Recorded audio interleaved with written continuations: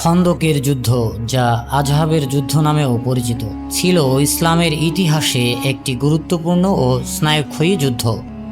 এই যুদ্ধ সংঘটিত হয়েছিল 627 খ্রিস্টাব্দে 5ম হিজরি, যখন মদিনার মুসলিম সম্প্রদায়কে ধ্বংস করার জন্য মক্কার কুরাইশ ও তাদের মিত্রদের নিয়ে গঠিত একটি বিশাল জোট মদিনার উপর আক্রমণ চালায়। এই যুদ্ধ শুধুমাত্র একটি সামরিক সংঘর্ষ ছিল না, এটি ছিল ইসলাম ও কুফরের মাঝে আদর্শিক দ্বন্দ্বের একটি চূড়ান্ত বহিঃপ্রকাশ। বদর ও উহুদের যুদ্ধের পর কুরাইশরা বুঝতে পারে যে মদিনায় প্রতিষ্ঠিত ইসলামী রাষ্ট্র ক্রমেই শক্তিশালী হয়ে উঠছে। উহুদের যুদ্ধে মুসলিমদের সাময়িক পরাজয় হলেও ইসলাম দমে যায়নি, বরং নবী মুহাম্মদ সাল্লাল্লাহু আলাইহি ওয়াসাল্লাম এর কৌশলী নেতৃত্বে মদিনায় রাজনৈতিক, সামরিক ও ধর্মীয় শক্তি আরও সুসংগঠিত হয়।